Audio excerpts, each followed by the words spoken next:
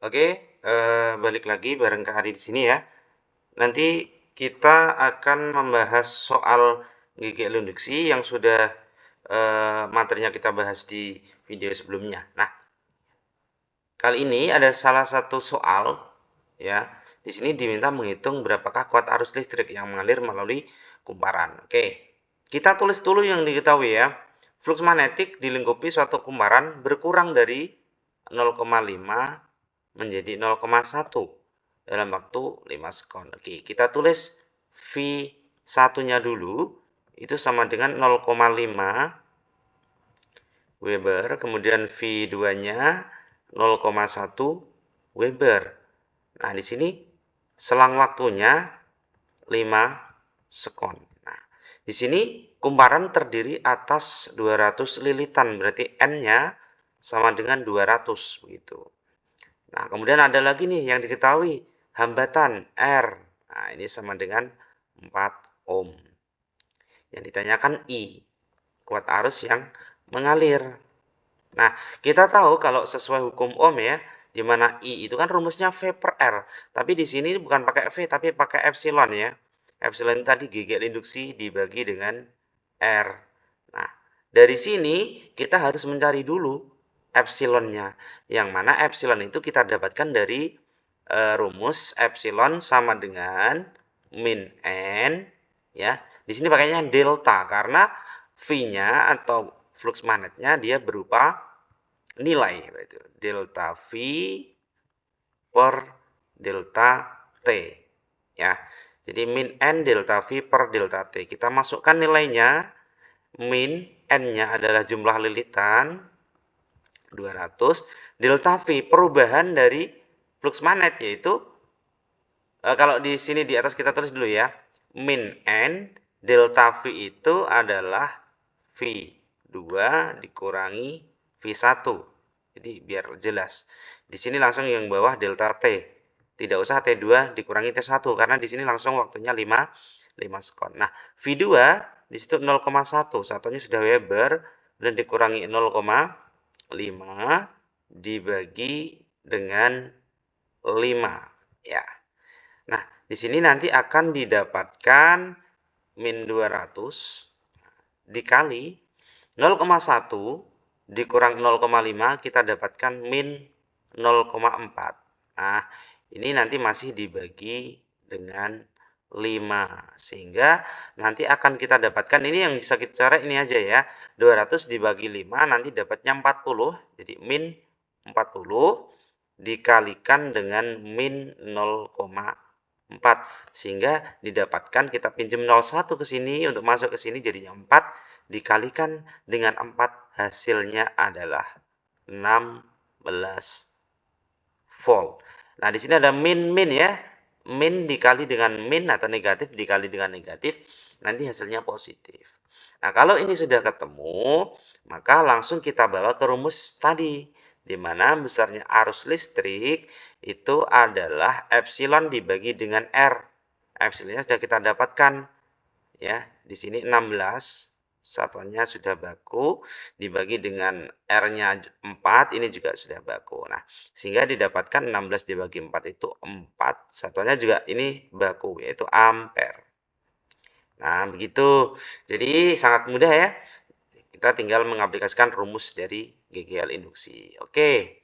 Next kita ke soal yang kedua. Nah, kalau soal yang kedua ini itu V-nya atau flux magnetnya dia berupa fungsi. Jadi ada sebuah kawat melingkar dengan hambatan 9 ohm. Ya, jadi kalau kita tulis R-nya di sini 9 ohm. Diletakkan dalam flux magnetik yang berubah terhadap waktu dan dinyatakan dalam persamaan. Nah, di situ ada persamaan V ya, di mana 2T kuadrat plus 5T min 7 Weber. Arus yang mengalir pada saat T sama dengan 4 sekon adalah titik-titik. Nah, ini V-nya kebetulan dia sebagai fungsi waktu. Ya, di mana 2T kuadrat plus 5T min 7 Weber. Berarti ya, kita boleh nggak nanti misal pakai rumus yang tadi yang pakai delta. Tidak boleh ya. Karena di sini sebagai fungsi waktu, nanti rumusnya ya epsilon itu harus min n ya. Kemudian dv per dt. Nah, di sini n-nya kita tahu kalau sebuah kawat berarti n-nya 1. Jadi tadi langsung min dv per dt boleh. Ya, ini langsung min dv per dt. Nah, ini turunan dari v terhadap t. Jadi ada 2t kuadrat plus 5t min 7. Ini kita turunkan. Sebagaimana yang telah kalian dapatkan di matematika ya, bab turunan atau diferensial. Kalau ada persamaan 2t kuadrat plus 5t min 7 diturunkan terhadap t begitu ya, maka nanti langsung ya, makanya kan turun ya. Jadi 4t ya, karena 2 dikalikan dengan pangkatnya 2, t-nya nanti pangkatnya 1. Kemudian ditambah 5. Ya, jadi t-nya hilang, yang belakang ini konstantanya juga sudah hilang begitu. Karena di sini t-nya awalnya pangkat 1 dikurangi 1 pangkat 0, jadi t pangkat 0 itu 1. Nah, ini epsilon. Sehingga kalau ditanyakan arus yang mengalir pada saat t sama dengan 4 sekon, kita masukkan t-nya 4 sekon dulu untuk mendapatkan epsilon. Epsilon saat 4 sekon ya, pada saat 4 sekon 4 detik ya, atau 4 sekon kita tulis itu sama dengan min dalam kurung 4 kali 4 ya, karena t-nya ini kita ganti dengan 4.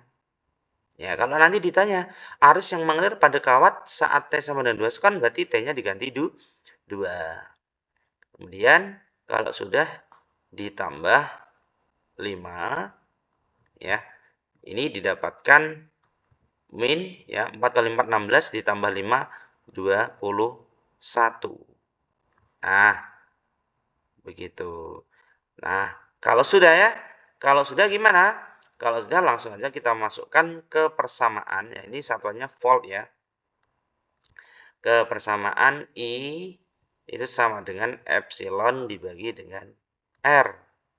Sehingga nanti akan didapatkan ininya min 21. Kalau kita ambil 21 saja juga boleh ya. Jadi 21 dibagi dengan R. R-nya di situ 9.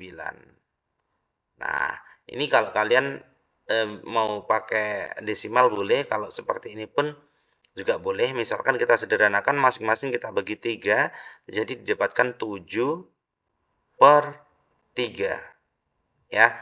Atau nanti kalau pakai desimal itu 2, sekitar 2,33 ya. Karena dibagi 3 itu dapat 2, lebihnya 1, 1 per 3 itu ya 0,33. Nah, ini satuannya ampere. Nah, jadi kuncinya apa? Kuncinya di sini kalian harus bisa menurunkan ya, pakai diferensial. Jadi diferensial ya, kuncinya ada di turunan. Kalian harus belajar turunan. Ini kebetulan turunannya mudah. Nah, nanti kalau kalian menjumpai turunan yang sulit, ya misalkan nanti turunannya pakai dalil rantai, maka kalian harus belajar ya bagaimana cara menggunakan dalil atau aturan rantai begitu. Oke, adik-adik, untuk latihan soalnya saya kira cukup ya. Kalau misalkan nanti ada pertanyaan lagi, boleh disampaikan di kolom komentar. Nah, jangan lupa di-subscribe dan juga dinyalakan lonceng notifikasinya. Oke, terima kasih.